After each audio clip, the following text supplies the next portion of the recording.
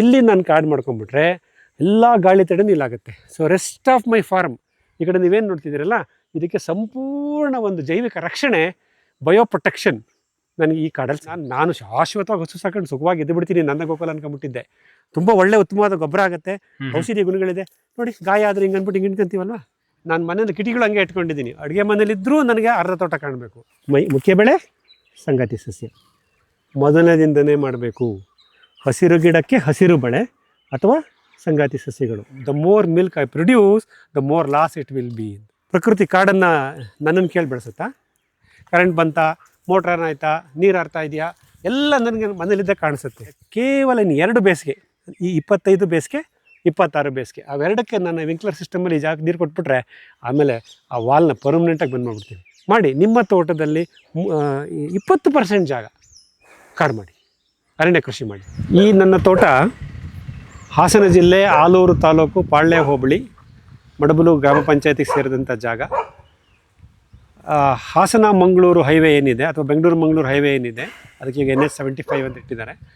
ಆ ಹೈವೇ ಪಾಯಿಂಟಿಂದ ನನ್ನ ತೋಟದ ಗೇಟು ಕೇವಲ 3 ಕಿಲೋಮೀಟ್ರ್ ಇದೆ. ಗಮನಿಸಿ ಮಿತ್ರರೇ, ನಾನು ಈ ತೋಟ ತಗೊಂಡಾಗ ನನಗೆ ಇಲ್ಲಿ ಯಾವ ರಸ್ತೆಗಳೂ ಇರಲಿಲ್ಲ. ನಾನು ನನ್ನ ಗೇಟಿಂದ ಹಿಡಿದು ಅಲ್ಲಿ ತನಕ ಈ ರಸ್ತೆಗಳನ್ನು ಮಾಡ್ಕೊಂಡಿದ್ದೀನಿ. ಸುಮಾರು 680 ಅಡಿ ಉದ್ದ, ಸಾಧಾರಣವಾಗಿ 8ರಿಂದ 10 ಅಡಿ ಅಗಲ ಈ ರಸ್ತೆನ ಮಾಡಿಸಿದ್ದೀನಿ. ಇದನ್ನು ಸರ್ವಋತು ರಸ್ತೆ ಅಂತ ಹೇಳ್ತೀನಿ, ಅಂದರೆ ಆಲ್ ವೆದರ್ ಕಂಡೀಷನ್ ರೋಡ್. ಇದನ್ನು ಮಾಡ್ಸೋಕ್ಕೆ ನಾನು ಸುಮಾರು 65 ಟ್ರ್ಯಾಕ್ಟ್ರು, ಕಲ್ಲುಗಳು, ಇಟ್ಟಿಗೆ ಚೂರುಗಳು, ಏನೇನು ತುಂಬೋದ ಮೆಟಲ್ಸ್ ಅದೆಲ್ಲ ಹಾಕಿ ಅದರ ಮೇಲೆ ಮಣ್ಣುಗಳನ್ನು ಹಾಕಿ ಲೆವೆಲ್ ಮಾಡಿ ಮಾಡಿಸಿದ್ದು. ಇದನ್ನು ನಾನು ನನ್ನ ತೋಟ ತಗೊಂಡ ಮೊದಲ 6 ತಿಂಗಳಲ್ಲೇ ಮಾಡಿಕೊಂಡೆ. ನೀವು ನನ್ನ MS ಫಾರ್ಮ್ ವಿಡಿಯೋದಲ್ಲೂ ನೋಡಿದ್ರಿ, ನಾವು ಪೆರಿಫೆರಲ್ ರೋಡ್ ಅಂತ ಮಾಡ್ಕೊತೀವಿ ಮತ್ತು ಪರ್ಪೆಂಡಿಕ್ಯುಲರ್ ರೋಡ್ ಅಂತ ಮಾಡ್ಕೊತೀವಿ ಅಂತ ನಾನು ತೋರಿಸಿದ್ದೆ. ನಾನು ಅಲ್ಲೂ ವಿವರಿಸಿದ್ದೆ ನಿಮಗೆ.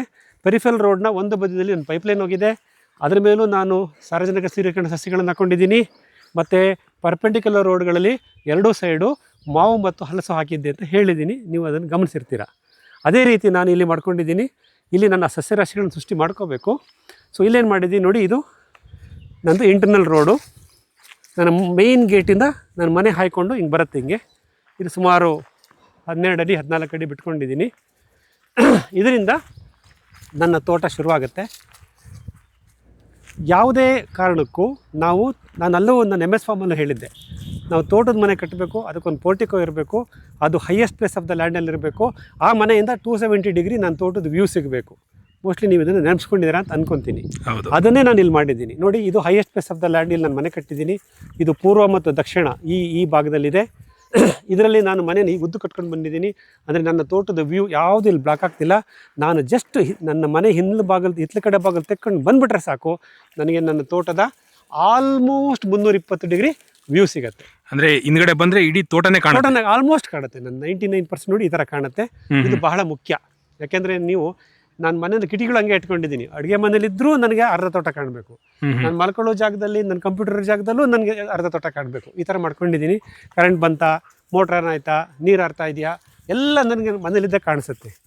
ಇದು ಬಹಳ ನನಗೆ ಉಪಯೋಗಕ್ಕೆ ಬಂದಿದೆ. ನಾನು ಹೇಳಿದಾಗೇ ನೀವು ತೋಟದ ಮನೆ ಕಟ್ಟುವಾಗ ಇದನ್ನೆಲ್ಲ ಗಮನಿಸ್ಕೊಳ್ಳಿ. 1, ಹೈಯೆಸ್ಟ್ ಪ್ಲೇಸ್ ಆಫ್ ದ ಲ್ಯಾಂಡಲ್ಲಿರಬೇಕು. 2, ಮ್ಯಾಕ್ಸಿಮಮ್ ಆ್ಯಂಗಲ್ ವ್ಯೂ ನಿಮ್ಮ ತೋಟ ಸಿಗಬೇಕು. ನನಗೆ ಇದರಲ್ಲಿ 320 ಡಿಗ್ರಿ ತನಕ ವ್ಯೂ ಸಿಗುತ್ತೆ. ಯಾವುದೋ ಮನೆಯ ಯಾವುದಾದ್ರೂ ಒಂದು ಪಾಯಿಂಟಲ್ಲಿ ಮನೆ ಮುಂದ್ಗಡೆ ಬಂದು ನಿಂತ್ಕೊಂಡ್ರೆ ಕಾಣಬೇಕು, ಇಲ್ಲ ಹಿಂದ್ಗಡೆ ಬಂದು ನಿಂತ್ಕೊಂಡ್ರು ಕಾಣಬೇಕು. ನಾವು ಮಲೆನಾಡಲ್ಲಿ ಹಿಂದ್ಗಡೆ ಬಾಗಿಲು, ಹಿತ್ತಲು ಬಾಗಿಲು ಅನ್ನೋದು ಕಾಮನ್ನು. ನೀವು ಯಾರ ಮನೆಗಾರು ಹೋಗಿ ಹಿತ್ತಲು ಬಾಗಿಲು ಇದ್ದೇ ಇರುತ್ತೆ. ಹಾಗಾಗಿ ನನ್ನ ಮನೆಯಲ್ಲೂ ಹಿಂದ್ಗಡೆ ಬಾಗಿಲಿದೆ. ಸೊ ನನ್ನ ತೋಟ ಈ ಕಡೆಗೆ ಜಾಸ್ತಿ ಇರೋದ್ರಿಂದ ನಾನು ಯಾವಾಗಲೂ ಹಿತ್ತಲು ಕಡೆ ಬಾಗಿಲಲ್ಲೇ ಓಡಾಡ್ತೀನಿ. ನನಗೆ ಸಿಗುತ್ತೆ. ನೋಡಿ, ಇಲ್ಲೊಂದು ಜಂಕ್ಷನ್ ಕ್ರಿಯೇಟ್ ಆಯಿತು. ಇಲ್ಲೊಂದು ಗೇಟ್ ಇದೆಯಲ್ಲ, ಗೇಟ್ ಹೇಗೆ ಸರ್? ಮಧ್ಯದಲ್ಲಿ ಒಂದು ಗೇಟು, ಬೇಲಿ ಇಲ್ಲದ ಗೇಟು. ಇಲ್ಲಿ ಏನಾಯಿತು, ನನಗೆ ಮೊದಲನೇ ಮೇನ್ ಗೇಟ್ ಮಾತ್ರ ಇತ್ತು. ನಾನು ಈ ರೋಡ್ಗಳು ಯಾವುದೂ ಇರಲಿಲ್ಲ. ನಾನು ತೋಟ ತಗೊಂಡು ಬಂದಾಗ ಈ ತೋಟಕ್ಕೆ ನಾನು ಬರೋದು ಹೇಗೆ, ಅಥವಾ ಟ್ರ್ಯಾಕ್ಟ್ರಲ್ಲಿ ನಾನು ಏನಾದ್ರು ಗೊಬ್ಬರ ಅದು ಇದು ತರಿಸಿದ್ರೆ ಎಲ್ಲಿ ತರಿಸ್ಲಿ, ಇಲ್ಲೆಲ್ಲ ಗಿಡಗಳಿತ್ತು ಅಂತ. ಆವಾಗ ಈ ನನ್ನ ಭಾರತೀಯ ರೈಲ್ವೆ ಜಾಗ ಅಂತ ಹೇಳಿದ್ನಲ್ಲ ದಕ್ಷಿಣದಲ್ಲಿ, ಈ ಜಾಗದ ಓಪನ್ ಆಗಿತ್ತು. ಅಲ್ಲಿ ನಮ್ಮ ಆ ಮೂಲೆ ಅಲ್ಲ ಮಧ್ಯದಲ್ಲಿ ನನ್ನ ಬಿ ಮತ್ತು C ಸೆಕ್ಷನ್ ಮಧ್ಯೆ, ಆಮೇಲೆ ವಿವರಿಸ್ತೀನಲ್ಲ ಹೋದಾಗ, ಅಲ್ಲಿ ಒಂದು ಸ್ವಲ್ಪ ಜಾಗ ತೆಗೆದಿಟ್ಟಿದ್ರು. ಅಂದರೆ ಮುಂಚಿನ ಜಮೀನ್ದಾರರು, ಓನರು ಅಲ್ಲಿ ಸ್ವಲ್ಪ ಪ್ರೊವಿಷನ್ ಮಾಡ್ಕೊಂಡಿದ್ರು. ಸೊ ನಾನು ಎಷ್ಟು ಅಜ್ಞಾನಿಯಾಗಿದ್ದೆ ಅಂತಂದರೆ, ಅದನ್ನೇ ನಾನು ಶಾಶ್ವತ ಎಂಟ್ರೆನ್ಸ್ ಅಂತ ಅಂದ್ಕೊಂಡ್ಬಿಟ್ಟೆ. ನೋಡಿ, ಇದು ಗೆಟ್ಟು ಸುಮಾರು 16,000 ಕೊಟ್ಟು ನನ್ನಲ್ಲಿ ಹಾಕಿಸಿ ನನ್ನಲ್ಲಿ ಓಡಾಡೋಕ್ಕೆ ಶುರು ಮಾಡಿದೆ. ನಾನು ಇಲ್ಲಿ ಓಡಾಡ್ತಿದ್ದೆ ಮನೆಗೆ ಬರುವಾಗ. ನನ್ನ ಸಾಮಗ್ರಿಗಳು ಬರ್ತಿತ್ತಲ್ಲ ತೋಟಕ್ಕೆ ಬರೋದು, ಅದನ್ನು ತರ್ಸೋಕ್ಕೆ ಶುರು ಮಾಡಿದೆ. ಒಂದು ದಿವಸ ರೈಲ್ವೆ ಸಿವಿಲ್ ಆಫೀಸರ್ ಬಂದು ನೋಟಿಸ್ ಕೊಟ್ಟರು, ಸರ್ ಅದು ನಮ್ಮ ರೈಲ್ವೆ ಭೂಮಿ, ನೀವು ಅಲ್ಲೆಲ್ಲ ಓಡಾಡೋಂಗಿಲ್ಲ, ಆ ಗೇಟ್ ತೆಗೆಸ್ಬಿಡಿ ಅಂತ. ಆಮೇಲೆ ಇನ್ನೇನು ಮಾಡೋದು, ಅದು ಯಾರಿಗೆ ಮಾರಲಿ, ಸರಿ ಇಲ್ಲಿ ಹಾಕ್ಕೊಂಡಿದ್ದೆ. ಈ ಗೇಟ್ದು ನನಗೆ ಉಪಯೋಗ ಆಯಿತು. ಬನ್ನಿ ಇಲ್ಲಿ ಹೇಳ್ತೀನಿ ಗೇಟ್ ಹೇಗಾಯಿತು ಅಂತ. ನಾನು ಆಲ್ರೆಡಿ ನಿಮ್ಗೆ ಹೇಳ್ದಂಗೆ ಹಸುಗಳನ್ನು ಸಾಕ್ತಾಯಿದ್ದೆ. ನನ್ನ ಹತ್ರ ಎಲ್ಲ ಸೇರಿ 14 ಇತ್ತು, 8 ಹಸು 6 ಮಕ್ಕಳು. ಇದನ್ನು ನಾನು 3 ಸೆಕ್ಷನ್ ಮಾಡ್ಕೊಂಡಿದ್ದೀನಿ ನನ್ನ 6 ಎಕರೆ ಕೃಷಿ ಭೂಮಿನ. ಮನೆಗೆ ಅಟ್ಯಾಚ್ ಆಗಿರುವಂಗೆ ಉತ್ತರ ದಕ್ಷಿಣವಾಗಿ ನನ್ನ ತೋಟ ಹೇಗಿದೆ ಅಂದರೆ, ಇದು ಪೂರ್ವ ಮುಂಭಾಗ, ಇದು ದಕ್ಷಿಣ. ದಕ್ಷಿಣದಿಂದ ಉತ್ತರಕ್ಕೆ ನನ್ನ ತೋಟ ಸ್ಲೋಪ್ ಇದೆ, ಇಳಿಜಾರಿದೆ. ಉತ್ತರ ಮತ್ತು ಪೂರ್ವ ಅಂದರೆ ಈಶಾನ್ಯದ ಮೂಲೆಯಲ್ಲಿ ನನಗೆ ತೆರೆದ ಬಾವಿ ಮತ್ತು ಕೊಳವೆ ಬಾವಿ ಎರಡೂ ಇದೆ. ಅದು ನನಗೆ ಅಷ್ಟೊಂದು ವಾಸ್ತು ಬಗ್ಗೆ ಅನುಭವ ಇಲ್ಲ, ಜ್ಞಾನ ಇಲ್ಲ. ಬಟ್ ಎಲ್ಲರೂ ಹೇಳ್ತಾರೆ ಈಶಾನ್ಯದಲ್ಲಿ ನೀರಿದ್ರೆ ಒಳ್ಳೆಯದು ಅಂತ. ಬಟ್ ಅಲ್ಲಿದೆ, ಅದನ್ನು ಪ್ರಾಕೃತಿಕವಾಗಿ ಅಲ್ಲಿ ಬಂದ್ಬಿಟ್ಟಿದೆ. ಸೊ ಈ ಸೆಕ್ಷನ್ ಏನಿದೆ ಇದನ್ನು ಪೂರ್ತಿ ಮನೆಯಿಂದ ಒಳಗೊಂಡಂತೆ ನನ್ನ ತೆರೆದ ಬಾವಿ ಕೊಳವೆ ಬಾವಿ ತನಕ ಇದು ಒಂದೇ ಸರ್ವೆ ನಂಬರ್, 1 3 ಎಕರೆಷ್ಟು ಬರುತ್ತೆ. ಇದು ನನಗೆ ಪೂರ್ವಕ್ಕೆ ಪೂರ್ತಿ PWD ರೋಡ್ ಇದೆ, ಪಶ್ಚಿಮಕ್ಕೆ ಪೂರ್ತಿ PWD ರೋಡ್ ಫೇಸ್ ಮಾಡುತ್ತೆ. ಇದನ್ನು ನಾನು A ಸೆಕ್ಷನ್ ಅಂತ ಇಟ್ಕೊಂಡಿದ್ದೀನಿ ನನ್ನ ಡಾಕ್ಯುಮೆಂಟೇಷನಲ್ಲಿ. ಅದರಲ್ಲಿ A0 ಮನೆ ಇರೋ ಜಾಗ, A1 ಈ 9 ತೆಂಗಿನ ಮಡಿಗಳಿರ್ತಕ್ಕಂಥ ಜಾಗ, A2 ನನ್ನ ಬೋರ್, ಆ ಥರ A1 A2 ಅಂತ ಮಾಡ್ಕೊತೀನಿ. ಅದಾದಮೇಲೆ ಈ ರೋಡಿಗೆ ಅಡ್ಡ ರೋಡ್ ಕ್ರಿಯೇಟ್ ಮಾಡ್ಕೊಂಡಿದ್ದೀನಿ. ಇದು ಬಾವಿ ತನಕ ಹೋಗುತ್ತೆ. ಈ ಭಾಗದಲ್ಲಿ ಇದು ಮಧ್ಯ ಭಾಗ. ಈಗ ಇದೇ ಥರ ಇನ್ನೊಂದು, ಇದು ಉತ್ತರ ದಕ್ಷಿಣವಾದ ರಸ್ತೆ, ಇದು ಪೂರ್ವ ಪಶ್ಚಿಮವಾದ ರಸ್ತೆ. ಈ ಪೂರ್ವ ಪಶ್ಚಿಮವಾದ ರಸ್ತೆ ನನ್ನ ಮೇನ್ ಗೇಟಿಂದ ಶುರುವಾಗಿ ನೋಡಿ ಹೀಗೆ ಬರುತ್ತೆ, ಹೀಗೆ ಹೋಗಿ ಅಲ್ಲಿ ತನಕ ಹೋಗಿ ಆ ಸೆಕ್ಷನ್ಗೆ ಹೋಗಿ ಮತ್ತೆ ಡೌನ್ ಕೊಟ್ಟೋಗೋದು ಅಲ್ಲಿ ತನಕ. ಮತ್ತೆ ನಿಮಗೆ ಈ ಕಡೆ ಉತ್ತರ ಕಡೆ ಪರ್ಪೆಂಡಿಕಲ್ ರೋಡ್ ಕನೆಕ್ಟ್ ಆಗುತ್ತೆ. ಸೊ ನನಗೆ ಇಲ್ಲಿ 1 ಪೂರ್ವ ಪಶ್ಚಿಮ ರಸ್ತೆ, 2 ಉತ್ತರ ದಕ್ಷಿಣ ರಸ್ತೆ 90 ಡಿಗ್ರಿನಲ್ಲಿ, ಇದೆಲ್ಲ ಸೇರಿ 680 ಅಡಿ ರನ್ನಿಂಗ್ ಫೀಟ್ ರಸ್ತೆ ಮಾಡಿಸಿರೋದು. ಸೊ ಇದೇನು ಮಾಡಿದ್ದೆ, ಈ ರಸ್ತೆಗಳು ಮಾಡಿದ್ದೀನಲ್ಲ, ಈ ರಸ್ತೆಯ ಮೊದಲ ಉತ್ತರ ದಕ್ಷಿಣ ರಸ್ತೆಯ ಆ ಕಡೆ ಭಾಗಕ್ಕೆ A ಸೆಕ್ಷನ್ನು, ಈ ಕಡೆ ಭಾಗಕ್ಕೆ ಬಿ ಸೆಕ್ಷನ್. ಸಿಮಿಲರ್ಲಿ ಅಲ್ಲಿ ಇನ್ನೊಂದು ಇದೇ ರೋಡ್ ಬಂದಿದೆ, ಹೋಗೋಣ. ಅಲ್ಲಿ ಈ ಕಡೆ ಭಾಗಕ್ಕೆ B ಸೆಕ್ಷನ್, ಆ ಕಡೆ ಭಾಗಕ್ಕೆ C ಸೆಕ್ಷನ್. ಒಟ್ಟು ನಾನು 3 ಸೆಕ್ಷನ್ ಮಾಡ್ಕೊಂಡಿದ್ದೀನಿ, A B ಮತ್ತು C, ಈ ಥರ 3 ಸೆಕ್ಷನ್ ಮಾಡ್ಕೊಂಡಿದ್ದೀನಿ. ಸೊ ಇಲ್ಲೇನು ಮಾಡ್ತಿದ್ದೆ, ನಾನೇನು ಹೇಳಕ್ಕೆ ಹೊರಟೆ ಅಂದರೆ, A ಸೆಕ್ಷನ್ನಲ್ಲಿ ನಾನು ಮೇವಿನ ಬೆಳೆ ಬೆಳೀತಾ ಇದ್ದೆ ನಮ್ಮ ಮನೆ ಹಸುಗಳಿಗೆ. ಈ B ಮತ್ತು C ಸೆಕ್ಷನ್ ಇದು ಹೆಚ್ಚು ಕಮ್ಮಿ, ಇದು ಅಪ್ರಾಕ್ಸಿಮೇಟ್ಲಿ 3 ಸ್ವಲ್ಪ 3.5 ಎಕರೆ, ಅದೊಂದು 2.75 ಎಕರೆ, ಇದು 3 ಎಕರೆ ಮೇಲಿದೆ. ಒಂದು 60-40 ಅಂತ ಅಂದ್ಕೊಳ್ಳೋಣ. ಈ 40% ಜಾಗದಲ್ಲಿ ನಾನು ಮುಸ್ಕಿನ ಜೋಳ, ಹೈಬ್ರಿಡ್ ನೇಪಿಯರು ಅವೆಲ್ಲ ಬೆಳೀತಾ ಇದ್ನ. ನನ್ನ ಕಾನ್ಸೆಪ್ಟ್ ಹೇಗಿತ್ತು ಅಂತಂದರೆ, ನನ್ನ ಹಸುಗಳನ್ನು ನಾನು ಮೇಯ್ಗೆ ಬಿಡಬೇಕು, ಸ್ವತಂತ್ರವಾಗಿ ಓಡಾಡಬೇಕು, ಗ್ರೇಸಿಂಗ್ ಮಾಡಬೇಕು ಅಂತ ಹೇಳ್ತಾರೆ. ಅದಕ್ಕೋಸ್ಕರ ಏನು ಮಾಡಿದೆ, ಹೆಂಗೆ ನನಗೆ ಇಲ್ಲಿ ಗೇಟ್ ಇತ್ತಲ್ಲ, ಆ ಪೆಡಕ್ ಇರಲಿಲ್ಲ ಅವಾಗ, ಕಂಬಗಳನ್ನು ತರಿಸಿ ಇಲ್ಲಿ ಒಂದು ಟೆಂಪ್ರವರಿ ಫೆನ್ಸ್ ಮಾಡಿದ್ದೆ. ಇಲ್ಲಿ ಬಿಟ್ವೀನ್ A ಆ್ಯಂಡ್ B ಈ ರೋಡ್ಗೆ ಅಟ್ಯಾಚ್ ಆಗಿ. ಇವಾಗ ಏನಾಗ್ತಿತ್ತು, ನನಗೆ ಈ ಸೆಕ್ಷನಲ್ಲಿ ನಾನು ಬೆಳಗ್ಗೆ ಬಂದು ನನ್ನ ಹಸುಗಳನ್ನೆಲ್ಲ ಒಳಗಡೆ ಬಿಟ್ಬಿಟ್ಟು, ಇನ್ನೇನು ಬೆಳೆ ಮಾಡಿದ್ರು ತೆಂಗೊಂದೇ ಇದ್ದಿದ್ದು, ಸಾಕ್ಬಿಟ್ಟು ನಾನು ಈ ಗೇಟ್ ಹಾಕೊಂಬಿಟ್ಟು ನಾನು ಆರಾಮಾಗಿ ನಾನು ಪುಸ್ತಕ ಓದ್ತಾ ಕೂತಿರ್ತಿದ್ದೆ ಮನೇಲಿ ಊಟ ಮಾಡಿ. ಇಲ್ಲಿ ಮಾತ್ರ ನಾನು ಮೇವು ಬೆಳ್ಕೊತಿದ್ದೆ. ಈ ಮೇವನ್ನು ಕತ್ತರಿಸಿ ಹಸುಗಳಿಗೆ ಕೊಡ್ತಾಯಿದ್ದೆ. ಕಾಲಕ್ರಮೇಣ ಒಂದು 45 ದಿವಸ 50 ದಿವಸ ಈ ಮೇವು ಪೂರ್ತಿ ಖಾಲಿ ಆಗೋದಲ್ವಾ, ಆವಾಗ ಇಲ್ಲಿ ಉಳುಮೆ ಮಾಡಿ ಇಲ್ಲಿ ಮೇವು ಹಾಕತ್ತಿದ್ದೆ. ಆಗ ದನಗಳನ್ನ ಬಿಡ್ತಾ ಇದ್ದೆ, ಈಚೆ ಬದಿಗೆ ಆಗ್ತಾ ಇದ್ದೆ. ಅವು ಎಕ್ಸ್ಚೇಂಜ್ ಮಾಡ್ಕೊತಿದ್ವು. ನನಗೆ ಎಲ್ಲಿ ಮೇವು ಇರುತ್ತೋ ಆಪೋಸಿಟಲ್ಲಿ ಗ್ರೇಸಿಂಗ್ ಮಾಡ್ತಿದ್ವು, ಅಲ್ಲಿ ಮೇವು ಬಂದಾಗ ಇಲ್ಲಿ ಗ್ರೇಸಿಂಗ್ ಬಿಡ್ತಾ ಇದ್ದೆ. ಮೇವು ತುಂಬ ಚೆನ್ನಾಗಿ ಬರುತ್ತೆ, ಯಾಕೆಂದರೆ ಸಗಣಿ ಗದ್ದಲ ಎಲ್ಲ ಬಿದ್ದಿರೋದಲ್ಲ, ನಾನು ಯಾಕೆ ಹೊತ್ಕೊಂಡೋಗಿ ಹಾಕ್ಲಿ, ಗ್ರೇಸಿಂಗ್ ಬಿಟ್ಬಿಟ್ರೆ ಸಾಕು. ದೊಡ್ಡವನ್ನ ಕಟ್ಟಾಗ್ತಿದೆ, ಸ್ವಲ್ಪ ದೂರ ಹಾಯ್ದಾಡ್ತವೆ ಅಂತ. ಸಣ್ಣವೆಲ್ಲ ಆರಾಮಾಗಿ ಓಡಾಡ್ಕೊಂಡಿರ್ತಿದ್ವು. ಸೊ ಈ ರೀತಿ ನಾನು ಸುಮಾರು ಒಂದು 8 ರಿಂದ 10 ತಿಂಗಳು ಸಂಪೂರ್ಣ ಸ್ವತಂತ್ರವಾಗಿ ಪ್ರಾಣಿಗಳನ್ನು, ಹಸುಗಳನ್ನು ಮೇಯಕ್ಕೆ ಬಿಟ್ಟು ಸಾಕಿದ್ದೀನಿ. Hassan Mangaluru broad gauge railway line ನನಗೆ ಅವಾಗ ಶಬ್ದ ಮಾಡ್ತಿರುತ್ತೆ, ರಾತ್ರಿ 3 ಗಂಟೆಲೂ ನಾನು ನೆಪ್ಸುತ್ತೆ. ನನಗೆ ಅದು ಆಗ್ಬಿಟ್ಟಿದೆ. ಮೋಸ್ಟ್ಲಿ ನಾನು ರೈಲ್ವೆ ಡಿಪಾರ್ಟ್ಮೆಂಟ್ ಕೆಲಸ ಮಾಡಿದ್ರೆ ನಿಶ್ಚಿಂತೆಗೆ ನಿದ್ದೆ ಮಾಡ್ತೀನಿ ಅಂತ ಕಾಣುತ್ತೆ, ಸ್ಟೇಷನ್ ಮಾಸ್ಟರ್. ಸೊ ಈ ರಸ್ತೆ ಹೀಗೆ ಕಂಟಿನ್ಯೂ ಆಗುತ್ತೆ. ಈಗ ನಾವು ಇವಾಗ A ಸೆಕ್ಷನ್ ನೋಡಿದ್ವಿ, ಈಗ B ಸೆಕ್ಷನ್ನಿಗೆ ಬಂದಿದ್ದೀವಿ. B ಸೆಕ್ಷನ್ನಲ್ಲಿ ಮತ್ತು ಇದೇ ರಸ್ತೆಗೆ ಬಂತು. ಇಲ್ಲಿ 4 ಭಾಗ ಮಾಡ್ಕೊಂಡಿದ್ದೀನಿ. B1 ನಮ್ಮ ದಕ್ಷಿಣದ ತುದಿಗಿರೋದು, B2 ಮಧ್ಯದ ಭಾಗ, ಮತ್ತು B3 B4 ಕೆಳಗಡೆ ಭಾಗದಲ್ಲಿದೆ. ಆಮೇಲೆ ಉತ್ತರದಲ್ಲಿ ಇದು ಕೊನೆಯಾಗುತ್ತೆ. ಆಲ್ರೆಡಿ ಹೇಳಿದಾಗೆ ಇದು ಸ್ಲೋಪ್ ಟುವರ್ಡ್ಸ್ ನಾರ್ತ್ ಇದೆ.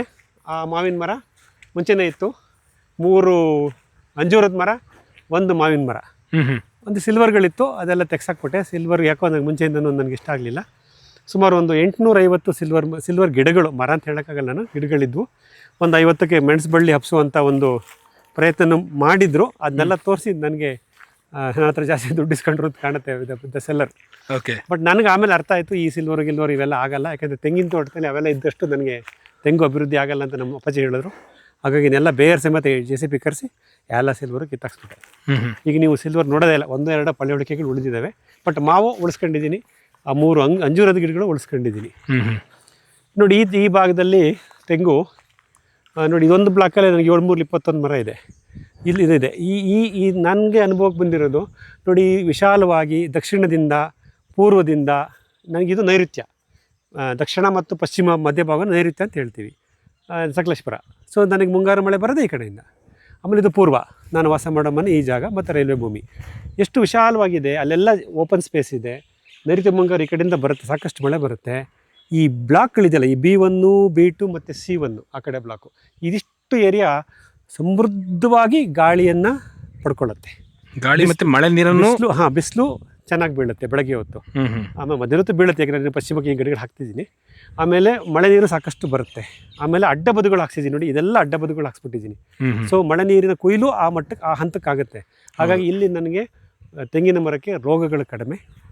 ಆಮೇಲೆ ಕೆಳಭಾಗಕ್ಕೆ ಹೋಲಿಸಿದ್ರೆ ಕೆಳಭಾಗದಲ್ಲಿ ಸ್ವಲ್ಪ ಸಾಯಿಲ್ ಎರೋಷನ್ ಆಗ್ಬಿಟ್ಟಿದೆ, ಮೇಲ್ಮಣ್ಣು ಕೊಚ್ಚೋಗ್ಬಿಟ್ಟಿದೆ ನಾನು ಬರೋದ್ರೊಳಗಡೆ. ಹಾಗಾಗಿ ಅದು ಈಗ ನಾನು ಮತ್ತೆ ಸಂರಕ್ಷಣೆ ಮಾಡಿದ್ದೀನಿ, ತೋರಿಸ್ತೀನಿ. ಈ ಭಾಗದಲ್ಲಿ ಸ್ವಲ್ಪ ಮೇಲ್ಮಣ್ಣು ಚೆನ್ನಾಗಿದ್ದರಿಂದ ನನಗೆ ಒಂದು ಮೋರ್ ದೆನ್ 55% ಹಾರ್ವೆಸ್ಟು ನನಗೆ ತೆಂಗಿನಕಾಯಿ, ಬಲಿತಕಾಯಿ ಅಥವಾ ಎಳನೀರು ನನಗೆ ಇಷ್ಟು ಈ B1 B2 C1 ಈ 3 ಬ್ಲಾಕ್ಗಳಲ್ಲಿ ಸುಮಾರು ಒಂದು 65-70 ತೆಂಗಿನ ಮರ. ಇದು ನನಗೆ ಮೋರ್ ದೆನ್ 50% ಫಸಲು ಬರ್ತಾಯಿದೆ. ಗುಣಮಟ್ಟನೂ ಚೆನ್ನಾಗಿದೆ. ಇವೆಲ್ಲ ಎಷ್ಟು ವರ್ಷದ್ದು ಮತ್ತು ಯಾವ ತಳಿಗಳು ಸರ್ ಇವು? ಇದು ತಿಪ್ಟೂರು ಟಾಲು ಎತ್ತರ ತಳಿ. 1989 ಇಲ್ಲಿ ನೀಲಗಿರಿ ಕಾಡಿತ್ತಂತೆ. ಆಲೂರಿನಲ್ಲಿ ವಾಸ ಇದ್ದಂಥ ಯಾರೋ ವ್ಯಕ್ತಿ ಅದು ನೀಲಗಿರಿ ಮರ ಎಲ್ಲ ಕಡಿದ್ಬಿಟ್ಟು ತೆಂಗಿನ ಸಸಿ ಹಾಕಿದ್ರು ಅಂತ ನಮ್ಮ ಎದುರುಗಡೆ ಮನೆ ನಮ್ಮ ನೈಬರ್ ಹೇಳ್ತಾರೆ. ಸೊ ಅವ್ರ ಪ್ರಕಾರ ಇದು 89ನೇ ಇಸ್ವಿಲಿ ಹಾಕಿದ ಮರ, ಅಂದರೆ ಹೆಚ್ಚು ಕಮ್ಮಿ ಇವಾಗ 35-36 ವರ್ಷ ಪ್ರಾಯದಲ್ಲಿದೆ. ಓಕೆ. ಇದೆಲ್ಲ ತಿಪ್ಟೂರು ಟಾಲ್ ಅಂದರೆ ಎತ್ತರ ತಳಿ. ನಾನು ಅಲ್ಲಿ ನನ್ನ MS ಫಾರ್ಮಲ್ಲಿ ಎರಡನ್ನೂ ಬಳಸಿದ್ದೀನಿ ಅಂತ ಹೇಳಿದ್ನಲ್ವಾ, ಟಾಲು ಮತ್ತು ಡಾರ್ಫ್ ಎರಡೂ ಇದೆ ಅಂತ. ಇಲ್ಲಿ ನನಗೆ ಗಿಡ್ಡ ತಳಿಗೆ ಅವಕಾಶ ಹಾಕಿಲ್ಲ. ಆಮೇಲೆ ಒಂದು 15-20 ಫಿಲ್ ಇನ್ ದ ಬ್ಲಾಂಕ್ಸ್ ಇತ್ತು, ಅಂದರೆ ತೆಂಗು ಹೋಗಿದ್ದು ಕೆಲವು ಕಡೆ ಇದೆ. ನಾನು ಅದನ್ನು 2016ರಲ್ಲಿ ನಾನು ಕೃಷಿ ಪ್ರಾರಂಭ ಮಾಡಿದಾಗ ಬೇಕು ಅಂತಾನೆ ನಾನು ಸಸಿಗಳನ್ನ ತಂದು ಹಾಕಲಿಲ್ಲ. ಯಾಕೆ? ನನಗೆ ಅಲ್ಲಿ ಬಿಸಿಲು ಚೆನ್ನಾಗಿ ಬೀಳ್ತಿದೆ, ಹಸುಗಳಿಗೆ ಮೇವು ಚೆನ್ನಾಗಿ ಬರುತ್ತೆ. ಸೊ ತೆಂಗಿನ ಮರ ಜಾಸ್ತಿ ನೆರಳು, ನಮ್ಮ ಕೆಲಸ ಮಾಡೋದು ಹೇಳೋದು, ಅಣ್ಣ ಇಲ್ಲೆಲ್ಲ ನೆರಳು ಜಾಸ್ತಿ ಆಗುತ್ತೆ, ಅದಕ್ಕೆ ನಿನ್ನ ಮುಸ್ಕಿನ ಜೋಳ ಅದು ಮೇವಿನ ಬೆಳೆ ಎಲ್ಲ ಚೆನ್ನಾಗಿ ಬರಲ್ಲ, ಓಪನ್ ಜಾಗದಲ್ಲಿ ಬಂದಂಗೆ ಬರಲ್ಲ ಅಂತ ಹೇಳ್ತಿದ್ದ. ಅದು ನನ್ನ ತಲೆಯಲ್ಲಿತ್ತು. ಮತ್ತೆ ಇನ್ನೊಂದು ಸ್ವಲ್ಪ ತೆಂಗಿನ ಸಸಿ ಹಾಕ್ಬಿಟ್ಟು ಮತ್ತೆ ಅದೊಂದು ನೆರಳಾಗಿ ಮತ್ತೆ ನಾನು ಶಾಶ್ವತವಾಗಿ ಹಸು ಸಾಕೊಂಡು ಸುಖವಾಗಿ ಎದ್ದು ಬಿಡ್ತೀನಿ ನನ್ನ ಗೋಕುಲ ಅನ್ಕೊಂಬಿಟ್ಟಿದ್ದೆ. ಸಗಣಿ ಹೊರೋ ಪರಿಸ್ಥಿತಿ ನನಗೆ ಬರುತ್ತೆ ಅಂತ ನನ್ನ ಕನಸಿನಲ್ಲೂ ಎಣಿಸಿರಲಿಲ್ಲ.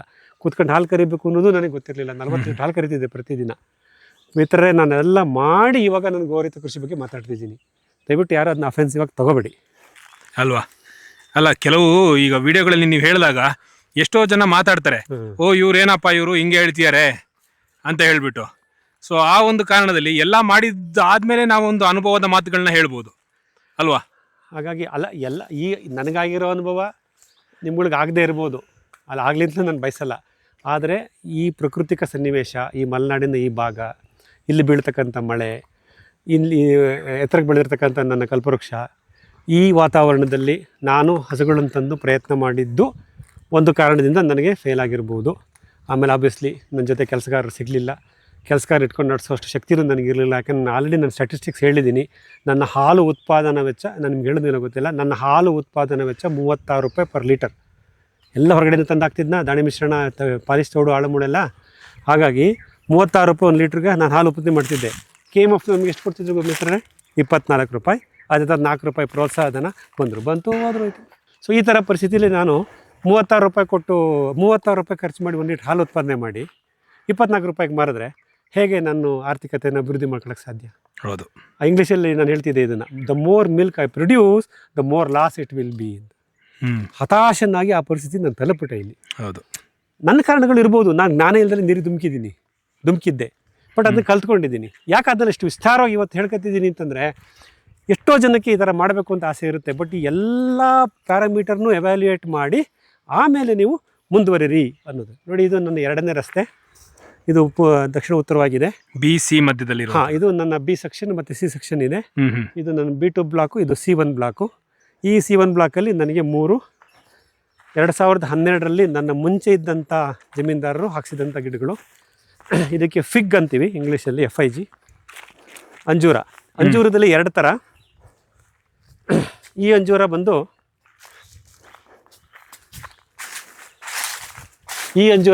ಇದು ಮರ ಅಂಜೂರ ಅಂತ. ಇಲ್ಲಿ ಈ ಕೊಂಬೆಗಳು ಹಲಸಿನ ಬಿಟ್ಟಂಗೆ ನೋಡಿ ಹಿಂಗೆ ಬಿಡ್ತಾ ಇದೆ.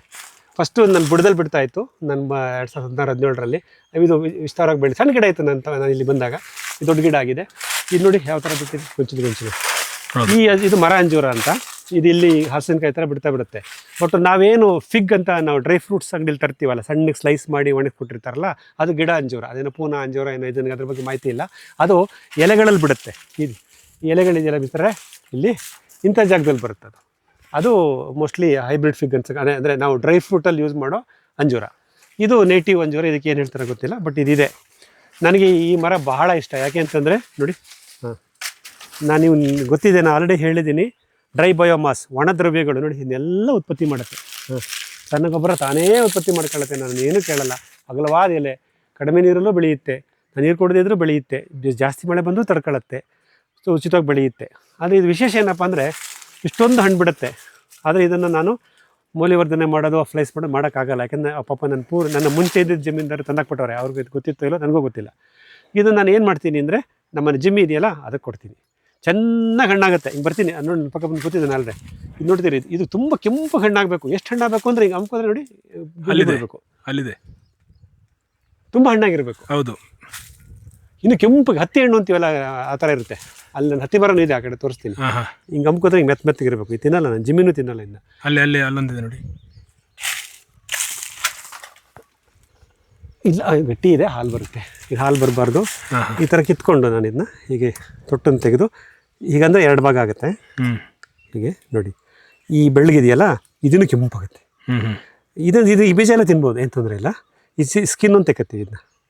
ಹಿಂಗೆ ಸ್ಕಿನ್ ತೆಕ್ಕೊಂಬಿಟ್ಟು ಹೀಗೆ ಮಾಡಿದ್ರೆ, ಬರಪ್ಪ ನೋಡಿ, ನಾನು ಜಿಮ್ಮಿ ಇಬ್ಬರೇ. ನಾನು ತಿನ್ನಲ್ಲ, ನಾವು 90% ನಮ್ಮ ಜಿಮ್ಮಿಗೆ, 10% ನನಗೆ ತಿಂತಾನೆ. ಸೊ ಈ 3 ಹಣ್ಣಿನ ಗಿಡಗಳಲ್ಲಿ, ಅಂಜೂರ 3 ಮರ ಇದೆ ಇಲ್ಲಿ, 3 ಮರದ ಫಲಗಳ ಫಲಾನುಭವಿ. ಏನು ಹೇಳಿ, ಈ ಫಲ ಬಿಡುತ್ತಲ್ಲ ಹಣ್ಣು, ಅದರ ಫಲಾನುಭವಿ ಯಾರು? ಜಿಮ್ಮಿ. ಅವಳಲ್ಲಿ ತಿನ್ನೆ, ಅವಳು ತಿನ್ನಲ್ಲ, ಅವಳು ಇವನು ತಿಂತಾನೆ. ತಗೊಳಪ್ಪ, ಅದು ಇದು ಹಣ್ಣಾಗಿಲ್ಲ ಪಾಪ, ನಾನು ಬಲವಂತಕ್ಕೆ ತಿಂತಾವನೆ. ತುಂಬ ಹಣ್ಣಾಗಿರೋದು ಆಕೆ ಮಾಡಿಕೊಡ್ತೀನಿ ನೋಡಿ. ಇಷ್ಟು ಈ 3 ಅಂಜೂರದ ಮರ ನನಗೆ ಒಂದು ಪ್ರೇರಣೆ ಕೊಡ್ತು. 3 ಗಿಡ ಇಷ್ಟು ಜಾಗದಲ್ಲಿ ಎಷ್ಟು ನೆರಳು ಕೊಟ್ಟಿದೆ, ಎಷ್ಟು ಬಯೋಮಾಸ್ ಕೊಡ್ತಾ ಇದೆ. ಏನೋ ಒಂದು ಮೈಕ್ರೋ ಕ್ಲೈಮೇಟ್, ಸೂಕ್ಷ್ಮ ಪರ್ಯಾವರಣ ಅಂತ ಪಳಕರ್ ಬರೆದಿದ್ದಾರಲ್ಲ, ಅದಿಲ್ಲಿದೆ. ಸೊ ಕೊಡ್ತೀನಿ. ಸೊ ಅದನ್ನು ಯಾಕೆ, ಈ ಕಾನ್ಸೆಪ್ಟನ್ನ ನಾನು ಇದೇನು ಇದು C1 ಅಂತ ಒಂದು 20 ಮರ, ಒಂದು 18 ಗುಂಟೆ, ಒಂದು ಅರ್ಧ ಎಕರೆ ಅಂತ ಅಂದ್ಕೊಳ್ಳೋಣ. ಈ ಅರ್ಧ ಎಕರೆನ ಕಾಡು ಮಾಡ್ಬೋದೇ ಅನ್ನೋ ಒಂದು ಪ್ರೇರಣೆ ಬಂತು ನನಗೆ ಈ ಮರ ನೆರಳಲ್ಲಿ ನಿಂತ್ಕೊಂಡಾಗ.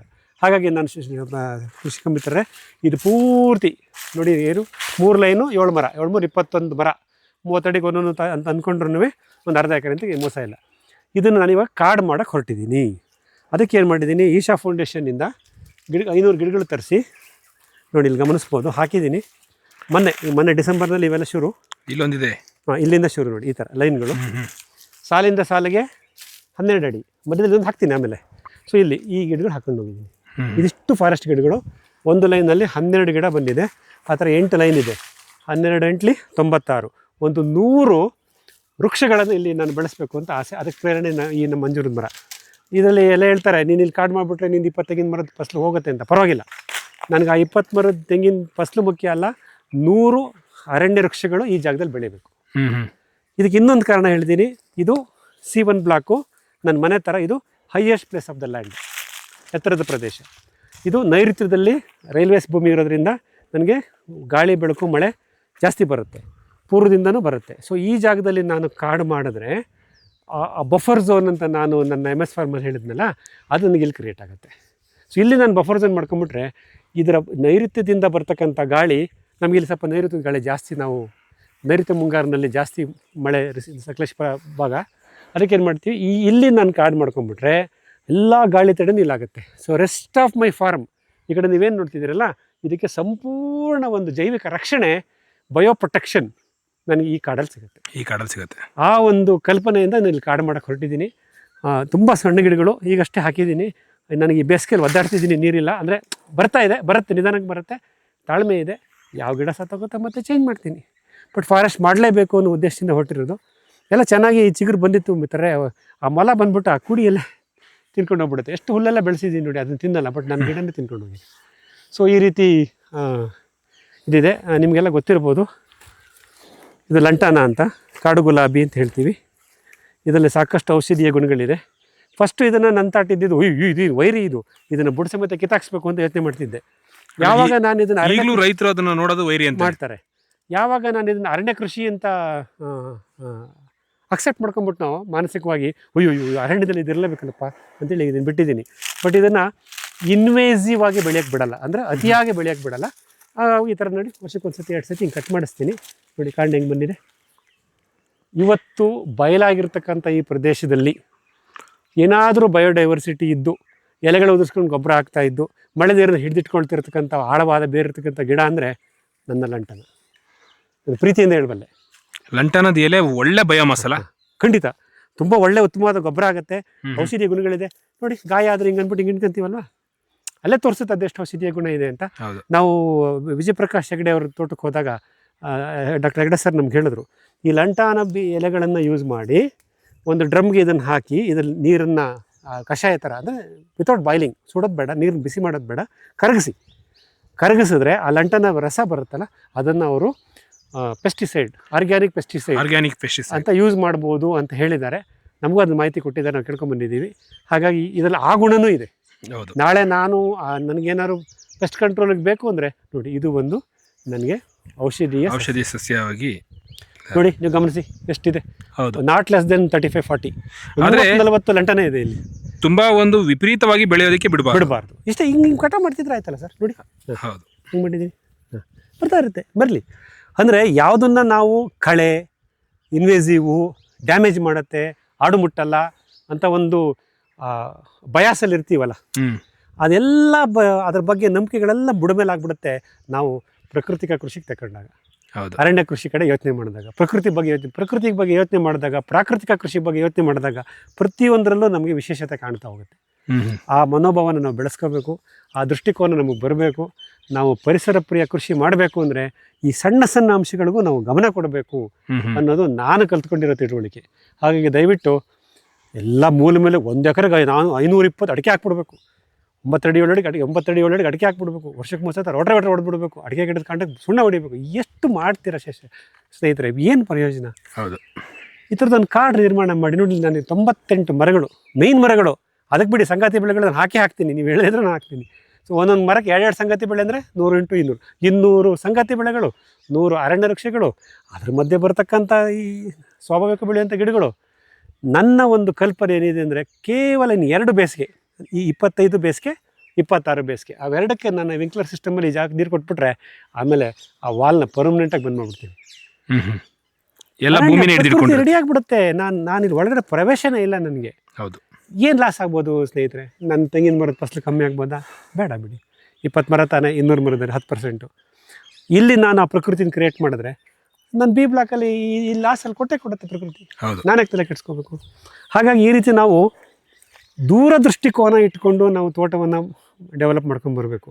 ಇದಕ್ಕೆ ಇನ್ನೊಂದು ಮುಖ್ಯ ಕಾರಣ ನಿಮಗೂ ಗೊತ್ತು, ನನಗೂ ಗೊತ್ತು, ಇವತ್ತು ಕೃಷಿಯಲ್ಲಿ ಕೃಷಿ ಕಾರ್ಮಿಕರ ಸಮಸ್ಯೆ, ಲೇಬರ್ ಪ್ರಾಬ್ಲಮ್ ಅಂತ ನಾವು ಹೇಳ್ತೀವ. ಈಗ ನನಗೇನಾಯಿತು ನೋಡಿ, ನಂದು 6 ಎಕರೆ 9 ಗುಂಟೆ, ಅಟ್ಲೀಸ್ಟ್ ಒಂದು 25 ಗುಂಟೆ ನನಗೆ ಲೇಬರ್ ಬೇಕಿಲ್ವಾ? ಹೌದು, ಕಾಡು ಮಾಡಿದ್ರೆ ಲೇಬರ್ ಬೇಕು.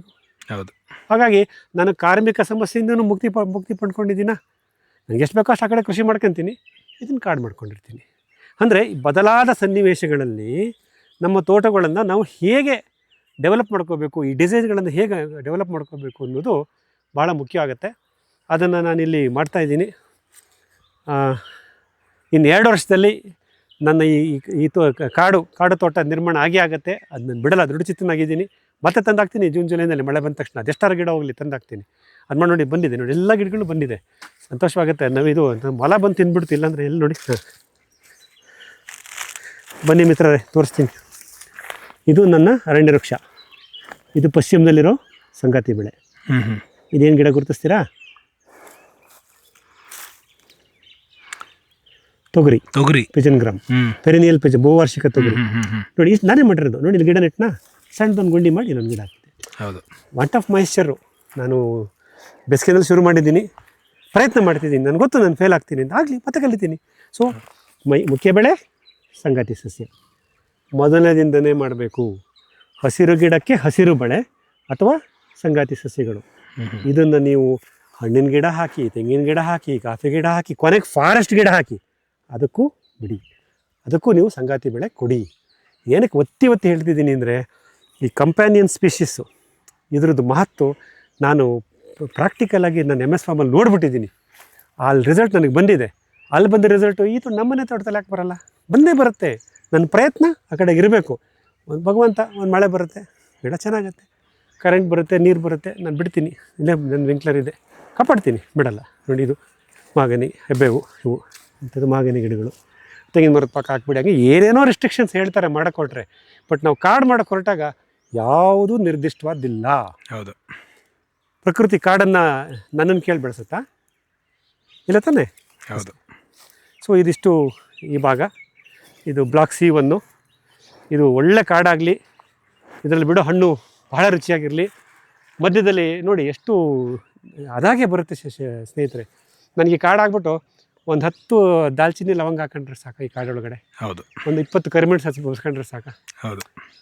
ಆ 20 ಮರದ ತೆಂಗಿನಕಾಯಿನಲ್ಲಿ ನಾನೇನು ಲಾಸ್ ಇವತ್ತು ಎಣಿಸ್ಕೊತಿದ್ದೀನಿ, ಅದೆಲ್ಲ ನನಗೆ ಬರಲ್ವಾ? ಸಾಂಬಾರ ಬೆಳೆಗಳು ಈ ಕಾಡಲ್ಲಿ ಬರಲ್ವಾ? ಬರುತ್ತೆ ಅಷ್ಟೇ. ಸೊ ತಾಳ್ಮೆ, ಸ್ವಲ್ಪ ನಾವು ತಾಳ್ಮೆಯಿಂದ ಮಾಡ್ಕೊಂಡು ಹೋಗ್ಬಿಟ್ರೆ ದಡ ಮುಟ್ಬಿಡ್ತೀವಿ.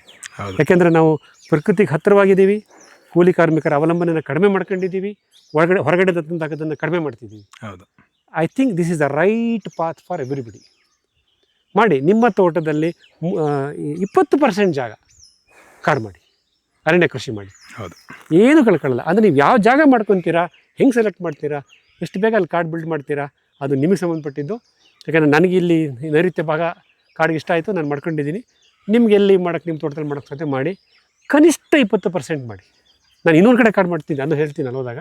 ಸೊ ನನಗೆ ಹೆಚ್ಚು ಕಮ್ಮಿ 6 ಎಕರೆನಲ್ಲಿ ಆಗಲೇ ನಾನು 1.5 ಎಕರೆ ಕಾಡಿಗೆ ರಿಸರ್ವ್ ಮಾಡಿ ಇಟ್ಕೊಂಡ್ಬಿಟ್ಟಿದ್ದೀನಿ ಮೈಂಡಲ್ಲಿ.